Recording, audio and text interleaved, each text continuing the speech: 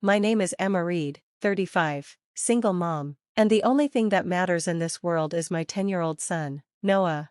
Life's already a high-wire act, constant work trips, juggling deadlines, and making sure Noah never feels the weight of my absence. So when this latest business trip came up, I did what I always did, left him with my parents. My little sister, Mia, 32, unemployed, and still leeching off mom and dad's goodwill, was supposed to watch him. Big mistake. On the third night, my phone shattered the silence of my hotel room. Mom. Noah's voice was thin, trembling. Aunt Mia kicked me out. Ice flooded my veins. What? I was on my feet before I could think. Noah, where are you right now? On the porch, he whispered. She said I'm in the way. Grandma and Grandpa just let her. The world tilted. My fingers clenched around the phone so tight the plastic groaned. My son, outside, alone. I forced air into my lungs. Stay right there, baby, don't move, I'm coming.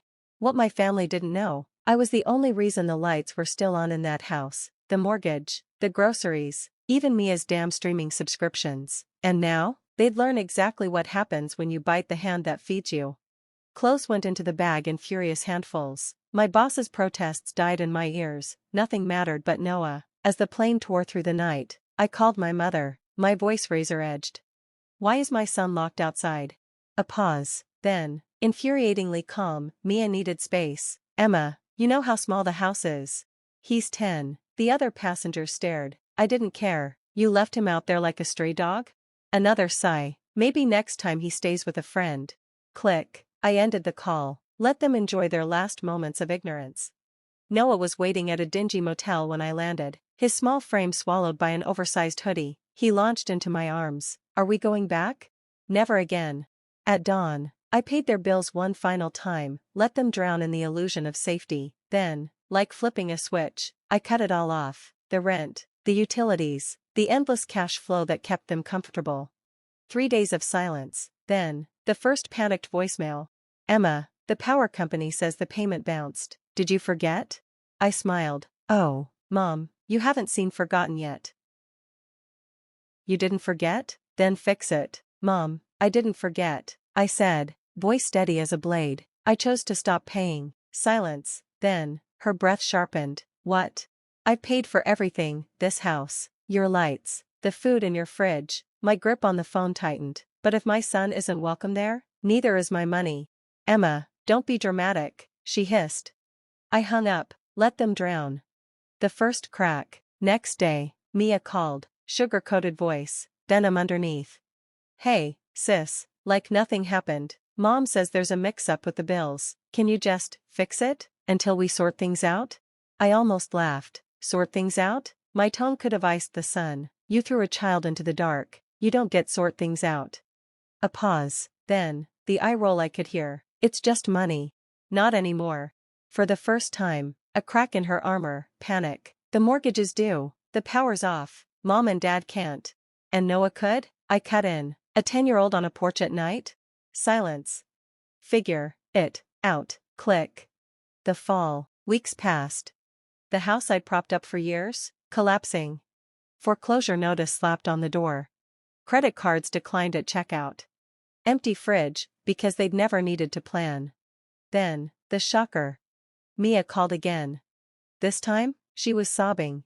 Emma. I messed up. I waited. I shouldn't have, her voice broke. I thought you'd always save me. Finally, real. I exhaled, apologized to Noah, not me. A shaky breath. Can I? I turned to my son beside me, his choice. Covering the phone, I whispered, she wants to say sorry, you want to talk? Noah's jaw clenched, hurt, but thinking, then, a nod. I hit speaker. Hi, Noah. Mia's voice was raw. He stayed quiet. I was wrong. A shuddering breath. I didn't care if something happened to you, and I hate myself for it. Noah looked at me, then, softly but unshaken, I forgive you. My chest ached. He was kinder than they deserved. Then, firmer, but I'm not coming back. I squeezed his hand. Never again. Mia exhaled. I understand. And for once, she did. The aftermath. I didn't save her. She got a job, first in her life. She struggled, real bills, real consequences. She learned, too late, but she learned. My parents? Radio silence, their loss. But the anger? Gone. Noah and I had our own life now. Months later, in our tiny apartment, ours, only ours, Noah bounded over, grinning. Mom, guess who texted me? I raised a brow. Who? Aunt Mia. He handed me his phone. Mia, hey Noah, just checking in, how are you? I searched his face, no fear, just quiet strength. Your call, buddy, I said softly, you decide who stays in your life. He thought, then typed back. Noah, I'm good, hope you are too. Not an invitation, not a reunion. Just closure. Mia had finally learned. And Noah? He was free. The unbreakable chain. Mia wasn't begging anymore, no more tearful calls, no more emergencies, just silence, and for the first time, real effort. But effort doesn't erase a child left trembling in the dark. So I kept the door cracked, but the deadbolt engaged. No more rescues, no more lifelines. The new world. Noah and I had built something ours, a small apartment with mismatched plates and a fridge covered in his drawings, a life where we came first. And for the first time in years? I breathed easy. Then, buzz. Mom's name flashed on my screen. 4 months of silence, 4 months since the foreclosure, since the consequences.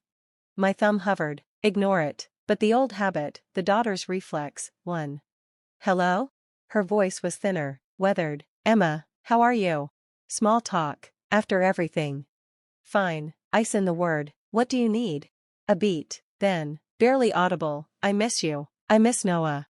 The kitchen tiles bit into my bare feet, I said nothing. Mia's working now, she rushed on, we lost the house. My grip turned bone white, the bank took it? We couldn't, a wet inhale, your father and I are in a studio, it's hard. Hard. Like Noah's choked sobs through the phone that night? Like the motel bed sheets I'd clenched while booking the first flight home?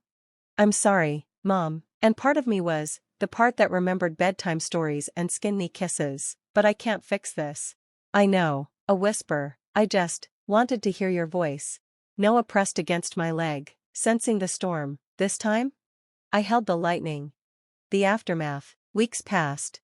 Cautious texts, surface-level calls, no demands, no guilt, just existence. It wasn't reconciliation, it wasn't family. But it was real. Then, Noah skidded into the kitchen, eyes alight. Aunt Mia invited me over, movie night, she's making lasagna. My lungs locked. You want to go? He nodded, fierce, she's trying, I'll keep my phone on. My brave boy, at 10, he'd learned what took me 35 years. Forgiveness doesn't mean forgetting. As he packed his backpack, extra charger, emergency cash, the realization hit. I don't need to save them anymore. The call, it came as Noah's Uber pulled away. Emma, Mom's voice cracked, I'm proud of you. 4 words, 35 years in the making. You did what I never could, she admitted, you walked away. I exhaled, decades of weightlifting, yeah, and I'd do it again. The freedom. Noah came home smelling of garlic and popcorn, no shadows in his smile. And when my phone rang that night, Mom flashing again, I let it go to voicemail. Some chains aren't ours to carry. We were free. Finally.